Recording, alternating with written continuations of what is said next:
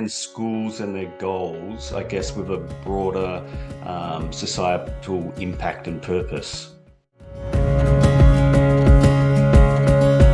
I believe that school curriculum needs to be aligned with authentic needs of a community.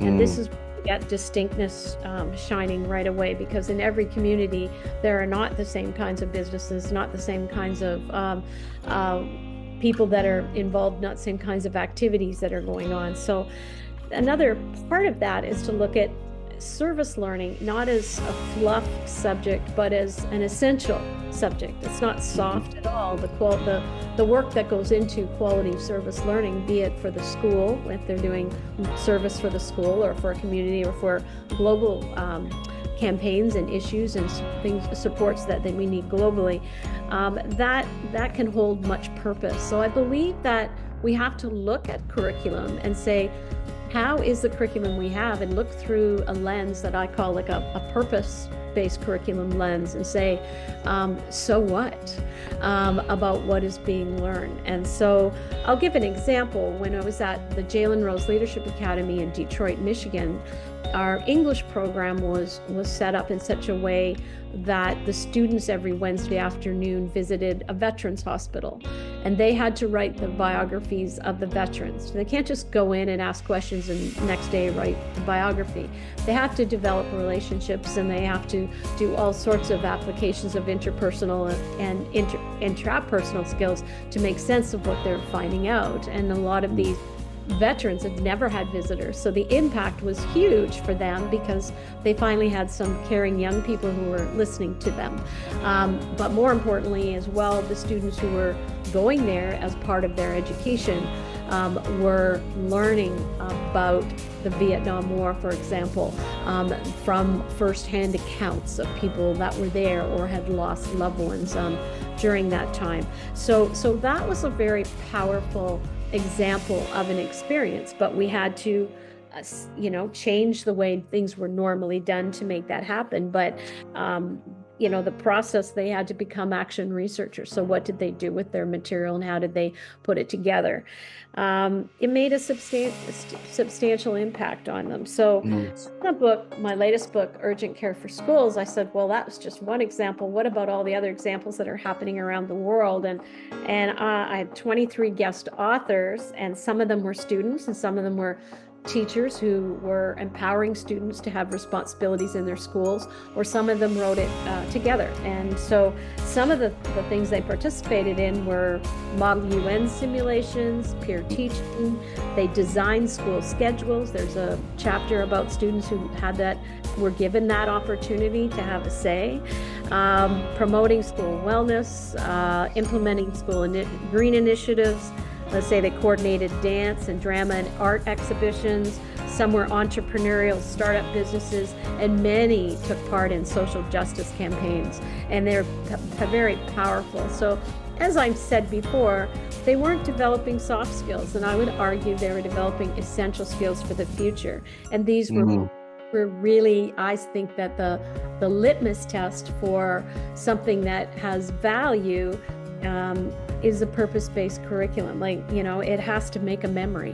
And if it doesn't make a memory, then we have to think about, well, how can we revise that in such a way that it can?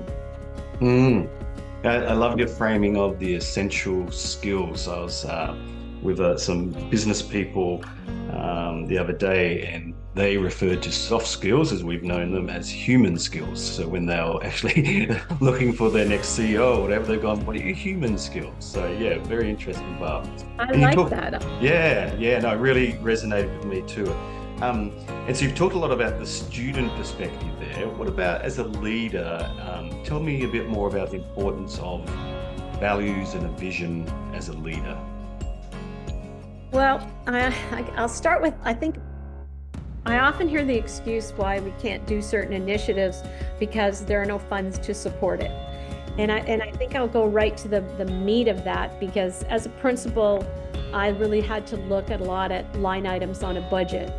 And I wrote the book, How Much Does a Great School Cost, about 5 years ago, because I realized that each line item represented a value. So show me your budget and I'll tell you what you value, is sort of what Right. spirit of that book was about. And when we talk about change and improvement, if you don't want to change what the line items are in the budget, then you're not serious about change and you're not serious about improvement. So that to me was another litmus test of, are you ready? Are you ready for improvement? Are you ready for change? And it doesn't mean that more money is required. And that's what most people think. Oh, a new initiative, more money is required. No, it doesn't. It means that we need to repurpose the line items in the budget. And that means if you're committed to change and you're committed to improvement, then you have to be able to go into budget talks with your staff, with your boards, and everyone else who has a say, and to be able to say, okay, if we want this change to go through, it's got to come potentially from somewhere else. And that means you have to be willing to let go of some funds that are in certain line items that have traditionally been there. And I say that because I think that's important, because I've noticed that when I've been in some schools, someone will show me a sample budget and say, well, this is what it should look like. And I'll say, well, if the budget and the line items look like the school next door or a school across the country, then don't pretend you have distinct missions or visions, okay? And I found as well as a school leader, and really getting down to looking at this, it was very important to be able to work with accountants who like to see trends. And of course, if you move or shift or remove a line item and group it with something else, all of a sudden you don't have trends anymore. But I would argue that the quality of an education shouldn't depend on the capacity to continue to have trend data, for example. So the data has to be a bit more fluid in how we read it if we really want to see significant improvements. So that's something that I think I really look carefully at those values, because I know Michael Fullen he said, well, how are we going to bring technology in? And the first thing he says, you have to repurpose the budgets. And he was doing it because technology was very expensive, and that forced big changes in schools. But there's a lot more changes we need to make than just making sure we have wires and boxes for the students to use. So that's sort of where I look at when you ask me that question about, values and a vision, because I think they have to be connected and they shouldn't all look the same. Yeah, I love that connection, Barb. That makes me very excited about our last question that we have on Voices of Change each time is, if you can distill all of your leadership experience over those 40 plus years and all the wonderful things you've been doing, what's the one big takeaway that you can leave us in this conversation? Well, I'm going to think about this question because this is a good one. Giving advice is not simple, but I don't think we can treat teachers and students as a barcode or a data source for the purpose of ranking. So I think that's important. And such a system that does really rely on all roads leading back to ranking, for example, I believe it depletes students of their motivation to learn, and it moves teaching away from the realm of professionalism. So this is something I think is important to understand, why I'm going to give some certain advice, I think, on this one. But if teachers can't model being creative for students, how can we expect students to be creative and solve the challenges of tomorrow? Okay, so we make the report cards for them outside of the school. We make decisions for them about ranking and so on. But we need to let them be part of that, of the decisions that are being made. They need to be creative.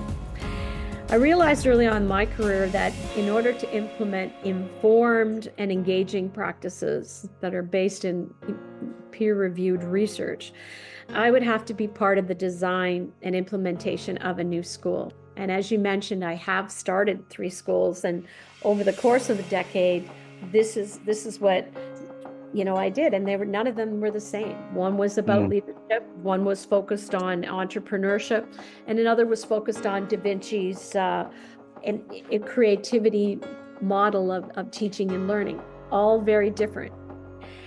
So my advice of educators, if you really want to see a brighter future for schools, is to start a small school.